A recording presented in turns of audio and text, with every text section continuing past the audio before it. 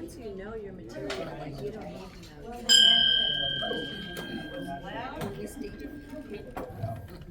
Hello, everyone. You're stuck with me today. I know. Everybody's through the flag. Yeah.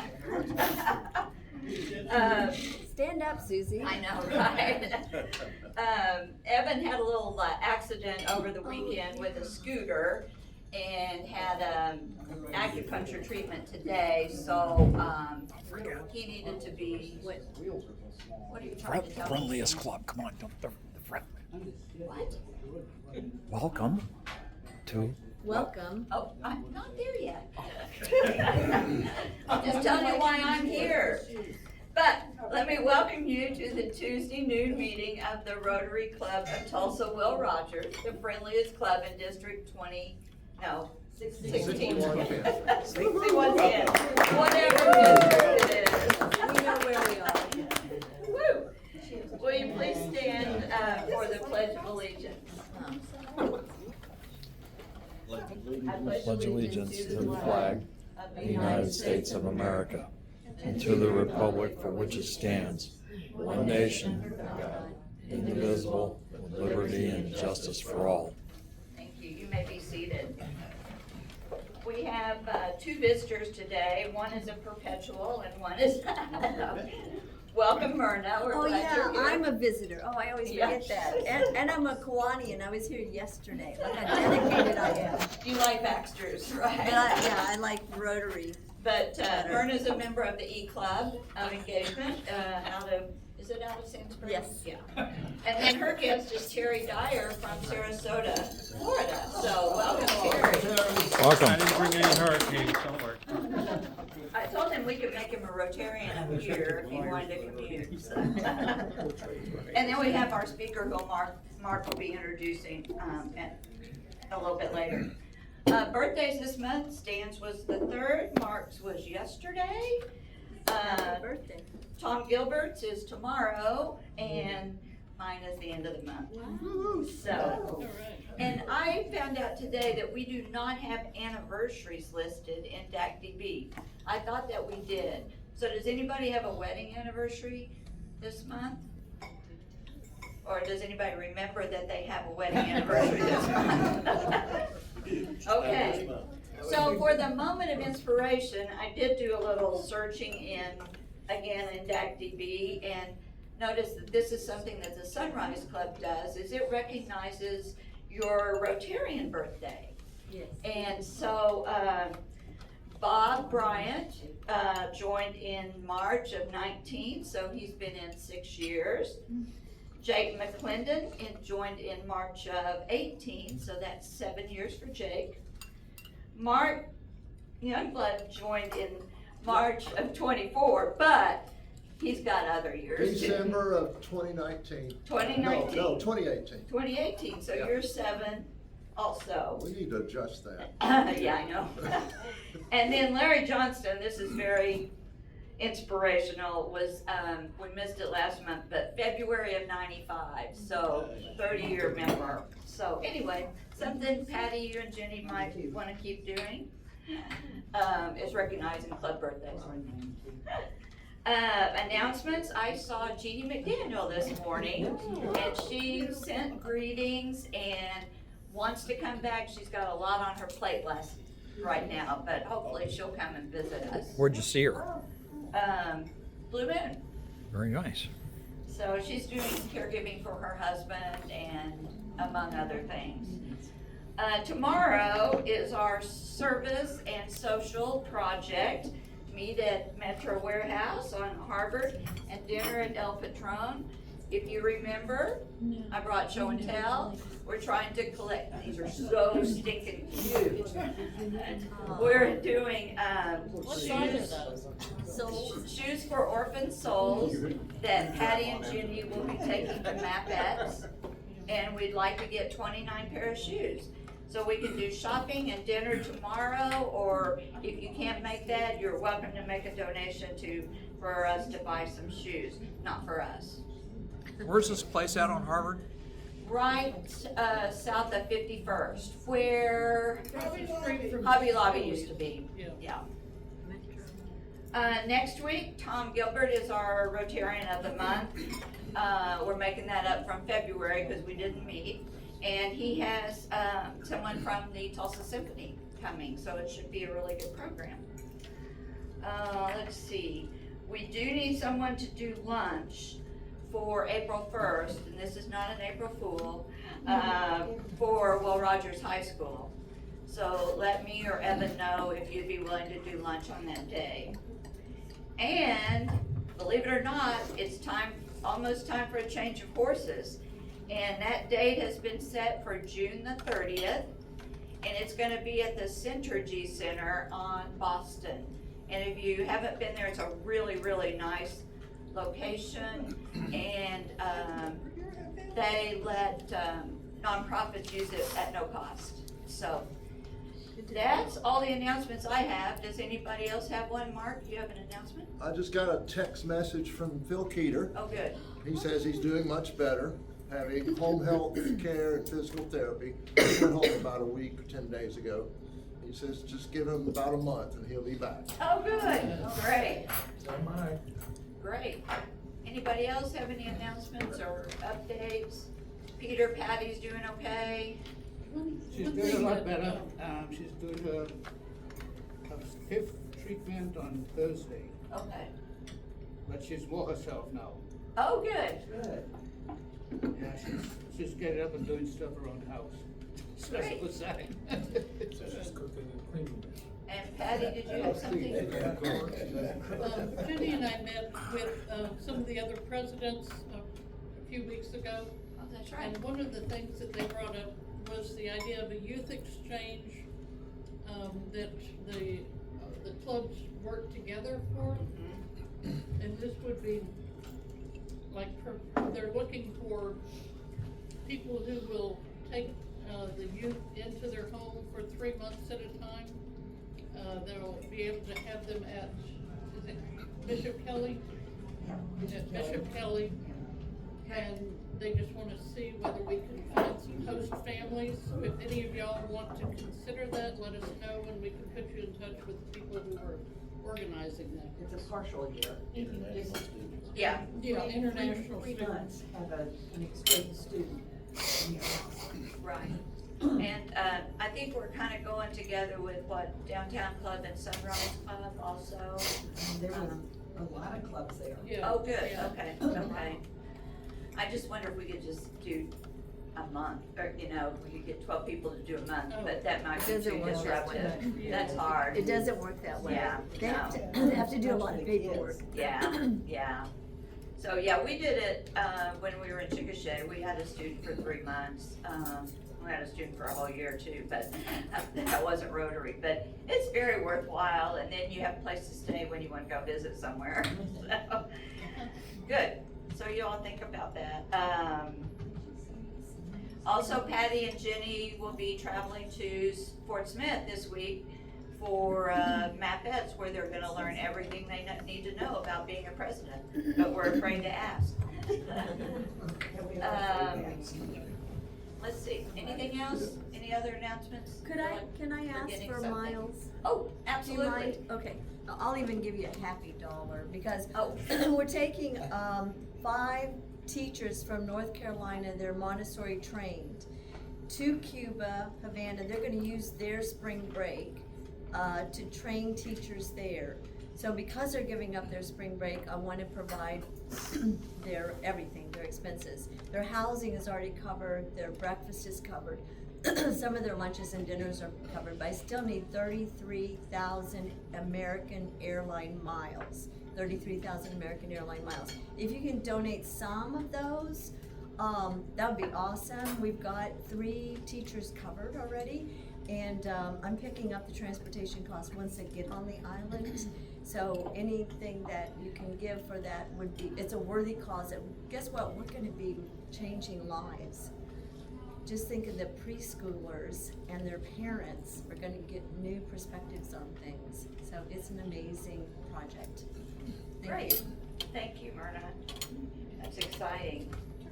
How much longer will you be able to go to Cuba, do you think? I don't know. I know. But right now it is legal and it's possible to go. Good. Also a bit of good news, our district grant got approved, and so we'll be getting a check, in the mail pretty quickly for the 2/3 from the district that we gave to, the Dolly Parton Imagination Library. So that should help the bottom line a little bit. All right, anything else? If nobody has anything else, I'd like Mark to come up and introduce our speaker. I'm not gonna go that way. Yes, swing wide, that's right. Well, a few weeks ago, I was watching News on 6 in the morning, and to my luck, I made a new friend. Cady was on there talking about some precious artifacts they have at the Guthrie Center. I thought about it a little bit, and I had a burning question, so I sent her a message to ask her about it, something else we're working on. And then it dawned on me, oh, I need a speaker for March, so I messaged her again, and she's gracious enough to agree to come. Cady Shaw is a historian and a museum professional whose work has won awards, both locally in Oklahoma and nationally. The exhibits she has curated have been displayed at the Municipal Library at Versailles in Paris, France, the National Museum of the American Indian in Washington, D.C., the Choctaw Cultural Center, the Oklahoma State Capitol, and various locations throughout the United States. During her 20-plus year career, Cady has helped create tribal museums, and cultural centers, and permanent and touring exhibitions. She serves on several professional committees in both national and international associations. Cady is a proud alumni of the University of Tulsa and a constant student of life. She is a Choctaw Nation of Oklahoma citizen and enjoys reading, live music, traveling, writing, baking, and spending time with her family. Cady resides in Tulsa, Oklahoma, where she is the director of the Woody Guthrie Center. So please welcome Cady.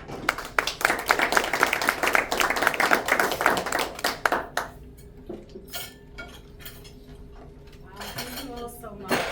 It's my honor to be here. Part of my career, I worked for the Cherokee Nation for 13 years, and so Will Rogers has been a part of my life for a long time, and to be able to have the opportunity to speak to the Royal Rogers Rotary is excellent. Yeah. Thank you. Thank you. A little better. I'm going to try to get the presentation up and running, but I want to really express how thankful I am for groups like this doing amazing work for the community, and now more than ever we need groups like this. So thank you very much for your dedication and for your work. It is very appreciated. Cady, would you move the mic over just a little bit? Sure. Okay, so we can hear you. Make it screech. No, there you go. Okay. Great, thank you. All right, I was telling Mark earlier that I was finishing up this presentation and the power went out for the whole Arts District, so hopefully it's good. If not, I'm happy to answer questions. What I want to talk to you today is, have any of you seen the movie A Complete Unknown? About the young Bob Dylan and when he went electric at the Newport Folk Festival. We have worked with Searchlight Pictures and Disney to bring an exhibit to both the Bob Dylan Center and the Woody Guthrie Center of props from this exhibit, and we also do tours relating to it. But I wanted to talk about Woody and Bob and their history, how they met, what that was like. So that's what I have for you today. I'll go ahead and start this. Maybe not. You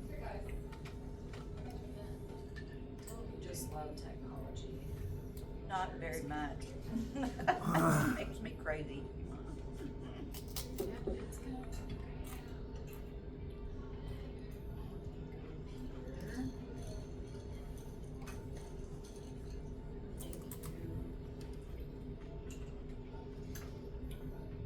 Okay.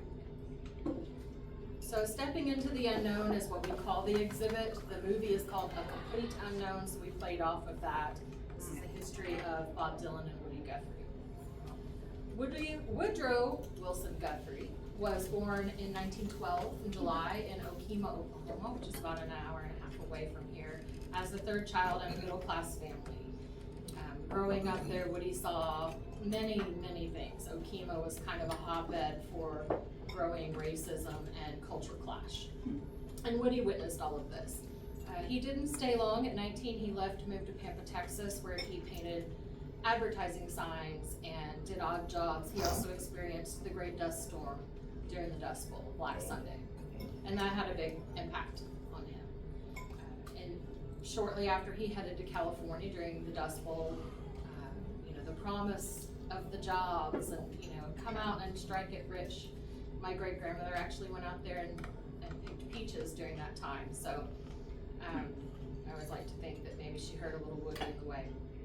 In the 1940s, he left California and he moved to New York, where he wrote his most famous song, This Land Is Your Land. The song was not popular until after he had died, but most people don't know that it's actually a protest song.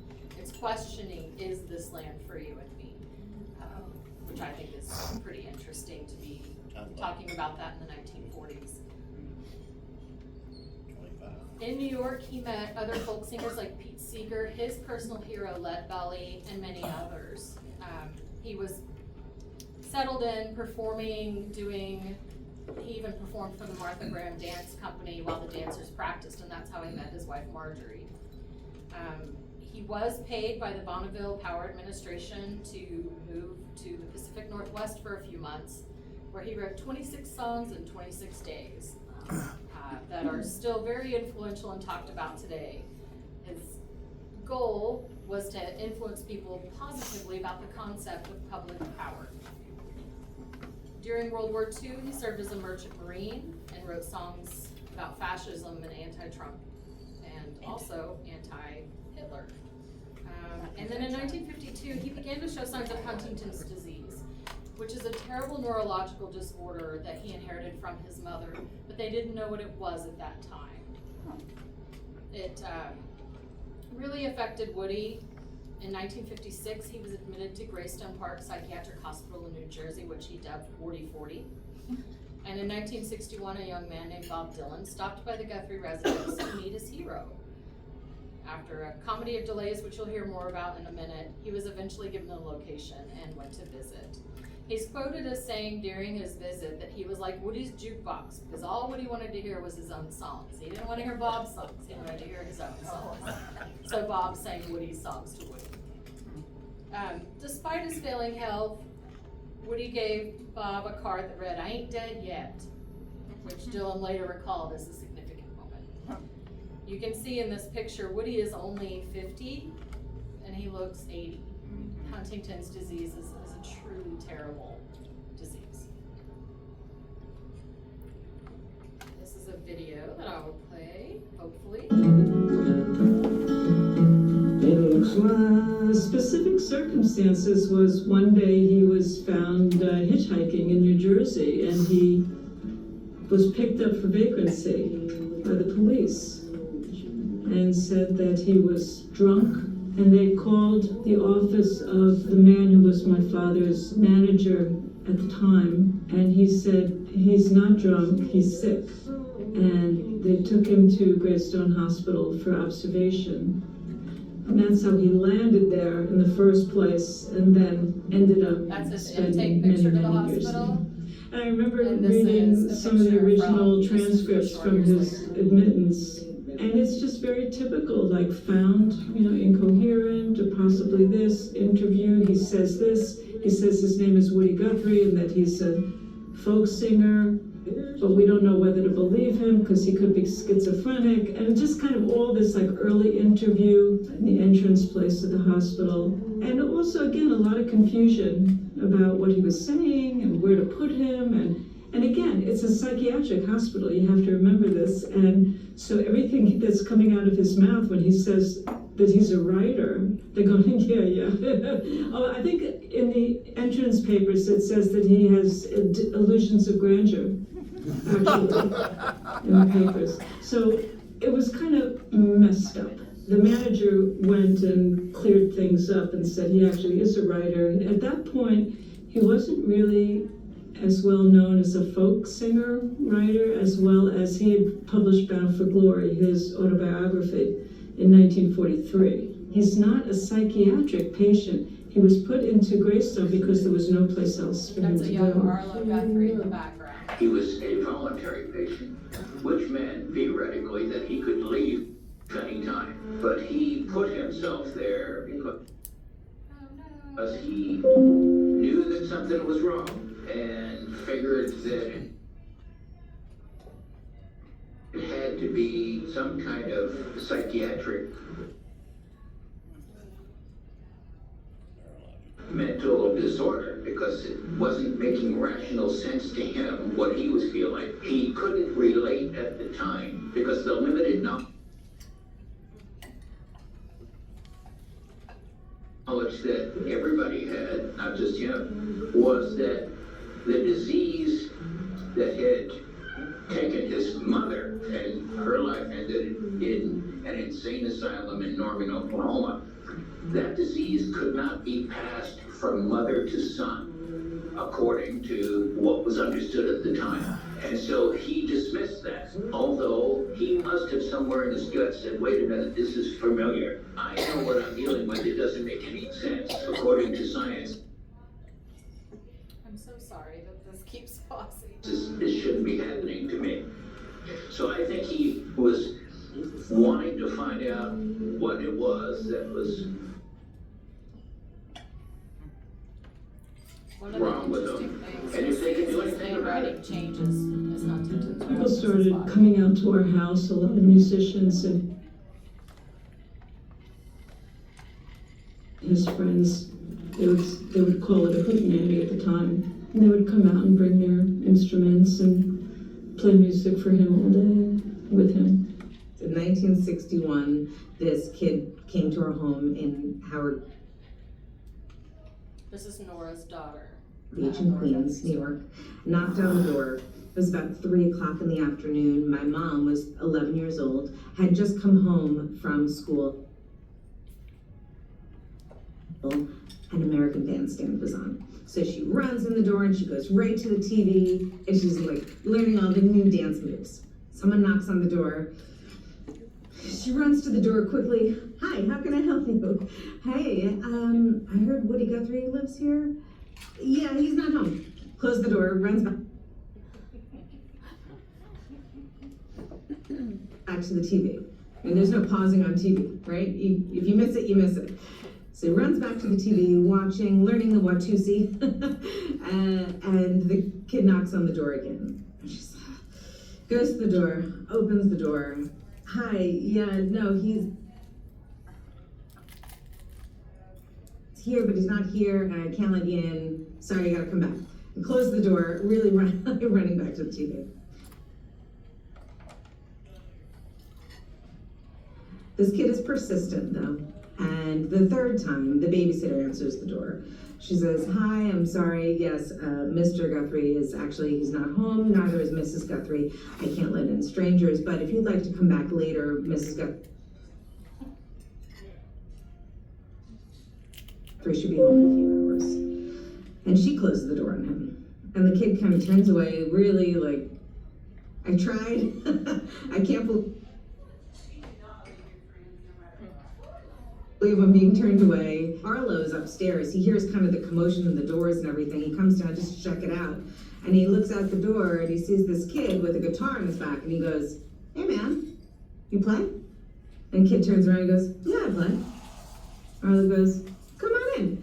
And he lets him in and they go into the backyard and they play for a couple of hours until my grandmother comes home and she invites him to stay for dinner and then she brings him back to the train station that he came in on and she tells him how and where to find my grandfather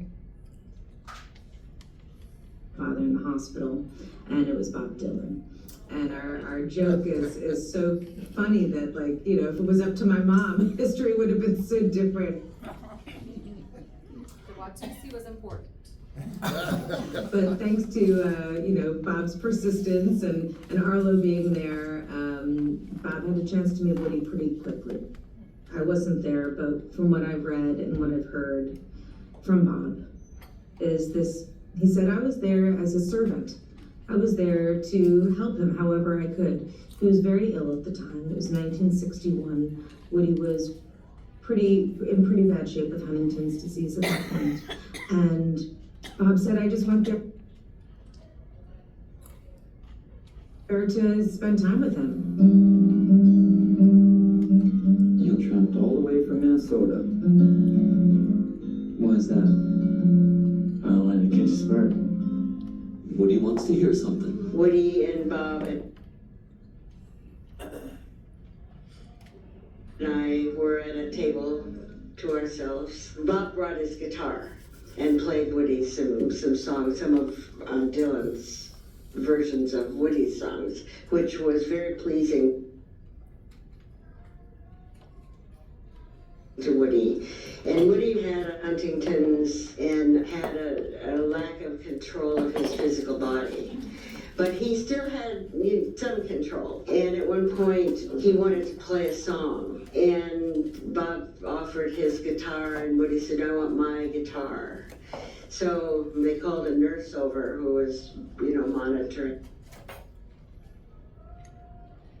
the room, and asked for her to please go get Woody's guitar. And I remember her saying, a voice as though you were talking to a child, oh, Woody, do you play music? I just went, oh my God, they have no idea who this man is. She was nice, but it was like, I realized that he was in a place where he was just another guy that couldn't control his body and didn't have any history to them. So she did find his guitar, and she brought him his guitar, and he wanted to play a song for us. And he played a song for us with some physical difficulty, but still. And what I think the song was Heart Traveling. Because of Dylan, a lot of his songs started to get more well-known. Songs like Pastures of Plenty and 1930 Massacre, Hard Traveling, all the Dust Bowl songs, the young people started singing them. So you would get young people coming to the house and saying, I want to be a songwriter just like you. You want to hear my new song? And you go, no. And even Dylan said, as he called himself a Woody Guthrie jukebox. He said that's what Woody wanted to hear. I was singing you this song, but I can't sing enough. 'Cause there's not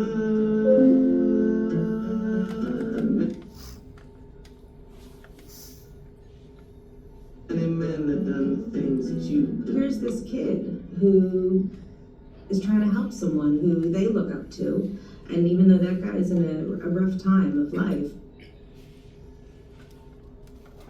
just really there, dedicated to say, I will remember you. I will remember what you did. I will play you your songs so you know that you remember. Whoever that kid became, I think, is irrelevant to me. The fact that some kid went there to take care of my grandfather in the hardest moment of his life takes the deepest part of my heart. And so, if Bob Dylan had become a plumber, I still would have loved him. He ended up changing the world with his music, and to that I am also in awe of. But I don't love him because of who he became. I love him for who he started out as. And who he became is just icing on the cake for the rest of the world.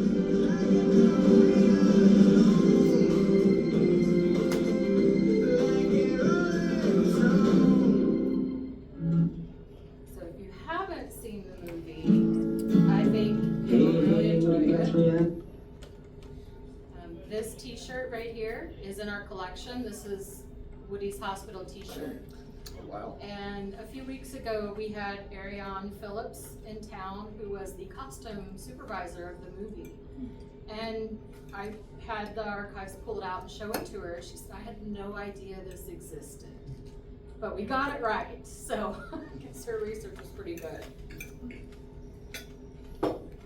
Speaking of the movie, work began on it in 2020 based on the Elijah Wald book, Dylan Goes Electric. This is an event that happened at the Newport Folk Festival, and it really divided folks. People were very mad about it, but people were also very excited about it. This is Timothy Chalamet, who was cast as Bob Dylan, and he's carrying in his hand a book called Bob Dylan Mixing Up the Medicine, which was written by our Senior Director of Archives and Exhibitions, Mark Davidson, along with Parker Fischel.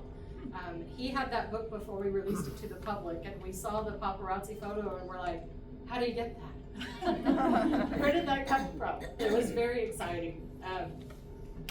Scoop McNairy, as you saw in the video, was who played Woody Guthrie, and he didn't speak. He didn't have a speaking part because he was portraying Woody towards the end and when he didn't have a voice. Edward Norton was cast as Pete Seeger, who you saw in the video as well. What I think is really interesting is these actors had to learn their counterparts' music. Timothy Chalamet didn't play guitar or harmonica. He had to learn how to do that.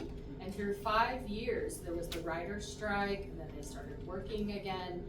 5 years, they all practiced. Edward Norton practiced for Pete Seeger. It's pretty amazing what they did. COVID was in there too. That's right. I have to exit out to play this video because for some reason it won't play, but.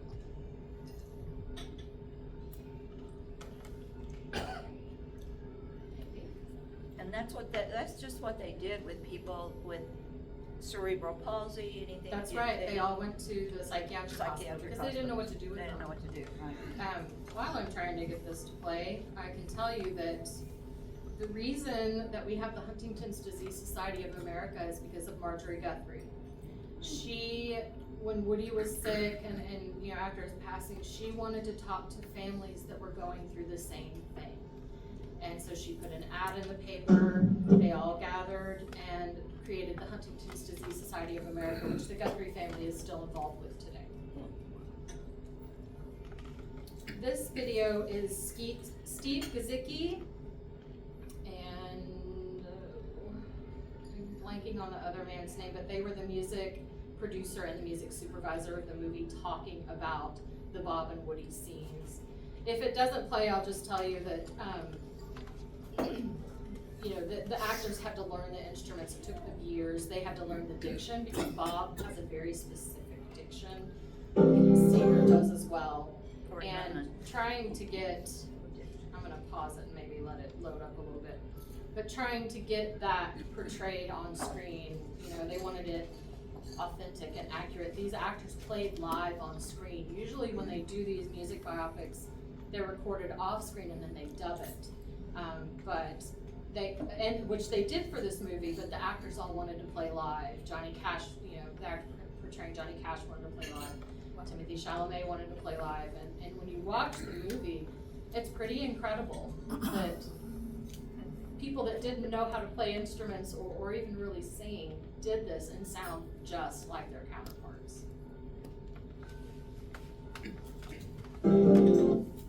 Now, it's probably not going to play, but you will be able to see it on our social media. I think we're promoting the exhibit, and it will be available to view there.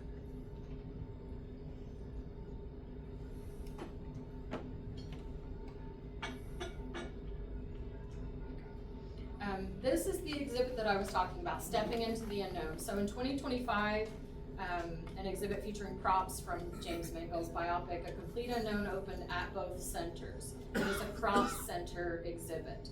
On the Woody side, we have more props relating to the Bob and Woody scenes. We've got things that they had in the hospital, and things that Bob carried, and that correspond with that time period. At the Bob Dylan Center, it's more the actual costumes Timothy Chalamet wore. There are 6 on display, including the green polka dot shirt. And there's really cool how they took the record covers of the time and compared them with the ones recreated for the movie. So some really interesting things They spared no detail.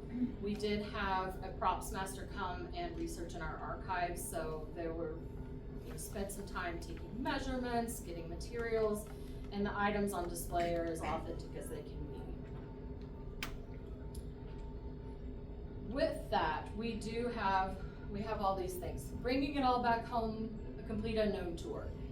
That is a cross-center tour that we offer every Saturday and Sunday at 2 p.m. So this weekend, if you're looking for something to do, please stop by. It starts at the Woody Guthrie Center, and then it goes to the Bob Dylan Center, and it's the history behind Woody and Bob and that meeting. It's really, really great. Sam Flowers, who's our guest services manager, does a fantastic job interpreting that history. And then you also get to experience both museums. So, question we get a lot is, why is the Bob Dylan Center in Tulsa? And I'm sure you all have wondered that as well. In 2016, Bob performed here in Tulsa at the Tulsa Theater, which he will again next week. If you have tickets, I'll see you there.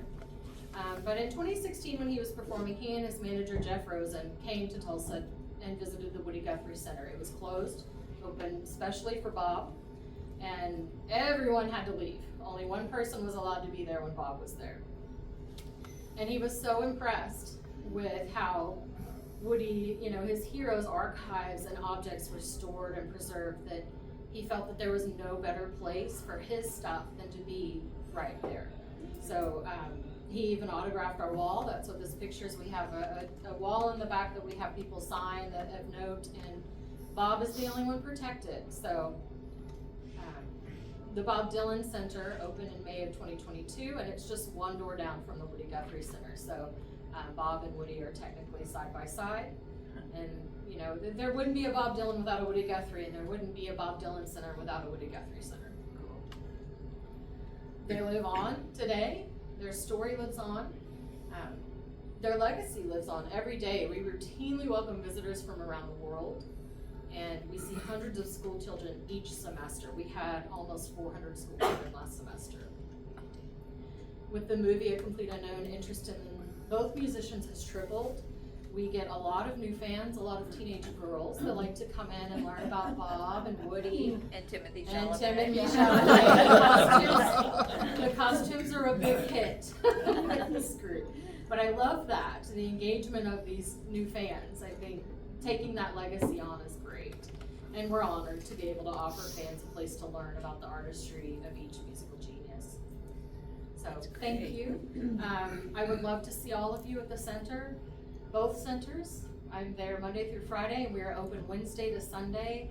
If you would like to take the tours, they're 2 p.m. Saturday and Sunday, and they will run through June. So they'll be going for a little while. Is there a charge? So will the exhibit be through June as well? The exhibit will be through June, Okay. yes. And is there a charge for the tours? There is a dual center ticket that you can purchase. Great. Yeah, and then the tour is free with that ticket. Yeah, Are you still associated with the Grammy Museums? absolutely. In fact, next week we are opening a Grammy Museum exhibit on the history of hip hop. It's actually a really interesting look at this cultural phenomenon that is hip hop and its roots and the different aspects of it, from business to fashion to a whole realm of interesting topics related to it. So it might not be your thing, but I think if you came, you would find an appreciation for how it started and how it relates to, folk music and power to the people and speaking up for those who can't speak up for themselves. But yes, we will see the Grammy Museum next week. Cool. Any other questions? That was great. Well, thank you so much. I'm so sorry that the videos didn't work out, but I'm happy to always answer questions. I have cards if you want to. That's my daughter, sorry. She was a model for the fall line. As you can see, she's got the pout down. Oh, thanks. We have one more thing for you to do. We'll do a little 50-50 drawing here. So Okay. we'll have you draw. I was trying to see how long it was, but it does not say. All right. get those tickets out. All right, Okay, pick I'm one. not gonna look. Don't look. Stir them up a little bit.